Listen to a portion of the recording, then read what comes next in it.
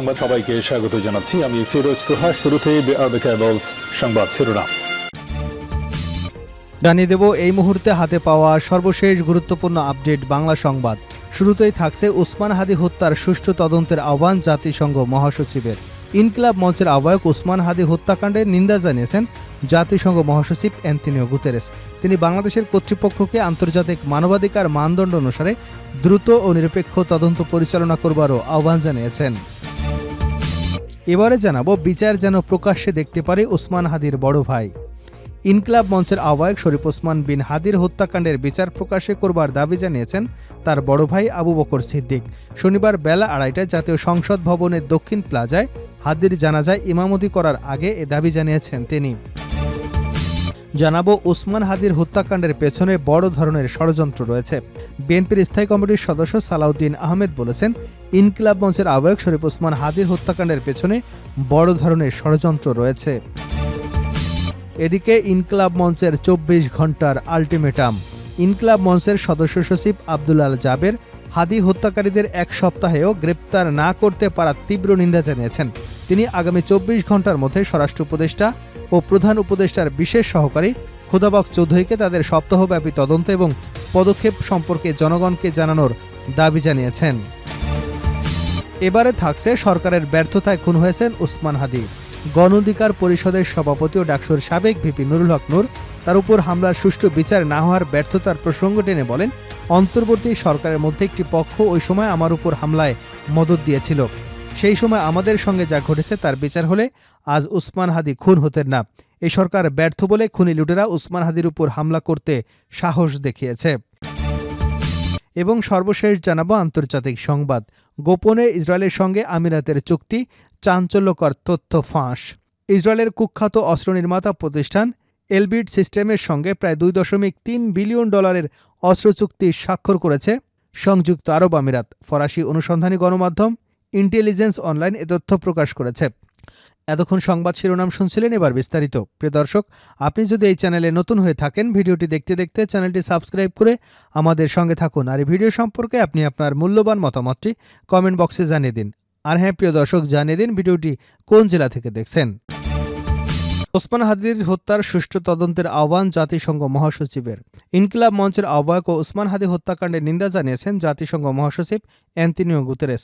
তিনি বাংলাদেশের কর্তৃপক্ষকে আন্তর্জাতিক মানবাধিকার মানদণ্ড অনুসারে দ্রুত ও নিরপেক্ষ তদন্ত পরিচালনা করবারও আহ্বান জানিয়েছেন।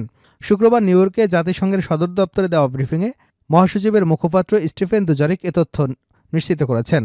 জাতিসংঘ মহাসচিব বাংলাদেশের পরিস্থিতি নিয়ে বলেন, দেশের নির্বাচন সামনে রেখে উত্তেজনা বৃদ্ধির প্রেক্ষাপটে সকল পক্ষকে সহিংসতা থেকে বিরত থাকতে হবে। তিনি সংশ্লিষ্টদের শান্ত থাকার আহ্বান জানিয়ে বলেন, উত্তেজনা কমাতে এবং সহিংসতা এড়াতে সকল পক্ষকে সর্বোচ্চ সংযম প্রদর্শন করতে হবে, যাতে একটি শান্তিপূর্ণ নির্বাচন পরিবেশ বজায় থাকে।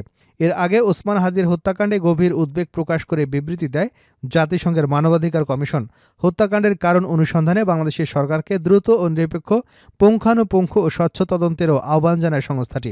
এক বিবৃতিতে মানবাধিকার কমিশনার ফলকার তুর্ক দেশে শান্তি বজায় রাখা এবং দায়ীদের জবাবদিহিতা নিশ্চিত করবার উপর জোর দেন। বিচার যেন প্রকাশ্যে দেখতে পারি উসমান হাদির বড় ভাই। ইনকিলাব মঞ্চের আহ্বায়ক শরীফ ওসমান বিন হাদি হত্যাকাণ্ডের বিচার প্রকাশ্যে করার দাবি জানিয়েছেন তার বড় ভাই আবু বকর সিদ্দিক। শনিবার বেলা 2:30টায় জাতীয় সংসদ ভবনের দক্ষিণ প্লাজায় হাদির জানাজায় ইমামতি করার আগে এ দাবি জানান তিনি। আবু বকর সিদ্দিক বলেন, আজ লক্ষ লক্ষ তৌহিদি জনতা হাজির হয়েছেন উসমান হাদির জানাজার নামাজে অংশ নিতে।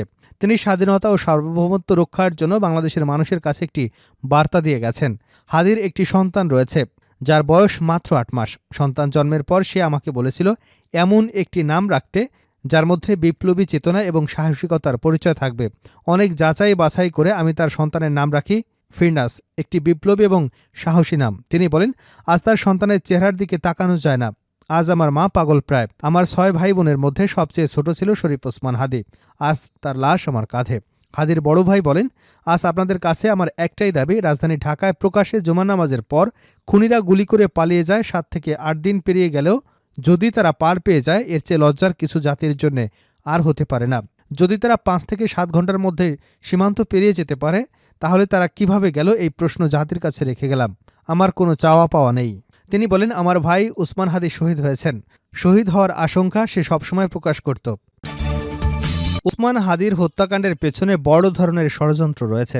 বিএনপির স্থায়ী কমিটির সদস্য সালাউদ্দিন আহমেদ বলেছেন, ইনকিলাব মঞ্চের আহ্বায়ক শরীফ ওসমান হাদির হত্যাকাণ্ডের পেছনে বড় ধরনের ষড়যন্ত্র রয়েছে। শনিবার দুপুরে গুলশানে দলের চেয়ারপারসনের রাজনৈতিক কার্যালয়ের সামনে তিনি এসব কথা বলেন। সালাউদ্দিন আহমেদ বলেন, দেশে নৈরাজ্য সৃষ্টি করে গণতন্ত্র এবং নির্বাচন পথকে বাধাগ্রস্ত করা যাবে না। নির্বাচন পেছনের জন্য পতিত শক্তির দেশি বিদেশি দোসররা জড়িত থাকতে পারে। বিএনপির ভারপ্রাপ্ত চেয়ারম্যান তারেক রহমানের দেশে ফেরার বিষয় তুলে ধরে তিনি বলেন, আগামী 25শে ডিসেম্বর তারেক রহমানের সমাবেশের মাধ্যমে মেসেজ দেওয়া হবে, কোনো ষড়যন্ত্র আর দানা বাঁধতে পারবে না। ইনকিলাব মঞ্চের 24 ঘন্টার আলটিমেটাম। ইনকিলাব মঞ্চের সদস্য সচিব আব্দুল জাবের হাদির হত্যাকারীকে 1 সপ্তাহ গ্রেপ্তার করতে না পারার তীব্র নিন্দা জানিয়েছেন।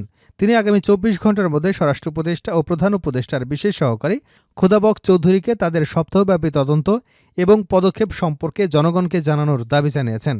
শনিবার হাদির জানাজার প্রাক্কালে পরিবারের পক্ষ থেকে দেওয়া বক্তব্যে তিনি এ ঘোষণা দেন। ইনকিলাব মঞ্চের সদস্য সচিব আব্দুল জাবের কোনো ধরনের সহিংসতার প্রতি সমর্থন না দিয়ে ইনকিলাব মঞ্চের মুখপাত্র শরীফ ওসমান হাদির জানাজা ও দাফন শেষে উপস্থিত জনসাধারণকে শাহবাগে জড়ো হবার আহ্বান জানান। তিনি বলেন, ইনকিলাব মঞ্চ থেকে পরবর্তী সব সিদ্ধান্ত জনগণকে জানানো হবে। সরকারের ব্যর্থতায় খুন হয়েছেন ওসমান হাদি। গণ অধিকার পরিষদের সভাপতি ও ডাকসুর সাবেক ভিপি নুরুল হক নূর এবং তার উপর হামলার সুষ্ঠু বিচার না করার ব্যর্থতার প্রসঙ্গ টেনে বলেছেন, অন্তর্বর্তী সরকারের মধ্যে একটি পক্ষ ওই সময় আমার উপর হামলায় মদদ দিয়েছিল। সেই সময় আমাদের সঙ্গে যা ঘটেছে তার বিচার হলে ওসমান হাদি খুন হতেন না। এই সরকার ব্যর্থ বলে খুনি লুটেরা ওসমান হাদির উপর হামলা করে তাকে হত্যা করবার সাহস পেয়েছে। শরীফ ওসমান হাদির হত্যার প্রতিবাদ এবং আসামিদের গ্রেপ্তারের দাবিতে শনিবার গণ অধিকার পরিষদ আয়োজিত শোকরালিপূর্বক সমাবেশে একথা বলেন নূর। এতে দলের সাধারণ সম্পাদক রাশেদ খান সহ অন্যান্য নেতাকর্মীরাও উপস্থিত ছিলেন। নূর বলেন, ওসমান হাদির মৃত্যুতে গোটা জাতি বাগরুদ্ধ। বামপন্থীরা আগে বলতো, আমরা এদেশকে ফুটন্ত কড়াই থেকে জ্বলন্ত কড়াইয়ে নিতে চাই না। এখন সেটা হয়েছে। এই সরকার দেশে রাজনৈতিক দুর্বৃত্তায়ন করছে, ফ্যাসিবাদের প্রশ্রয় দিয়েছে, বিপ্লবীদের মৃত্যুর মুখে ঠেলে দিয়েছে। ডাকসুর সাবেক এই ভিপি বলেন, এ সরকারের ব্যর্থতায় মপ করে প্রথম আলো ডেইলি স্টারে হামলা হয়েছে। নিউ এজের সম্পাদক নুরুল কবিরের মতো ব্যক্তি হেনস্থার শিকার হয়েছেন।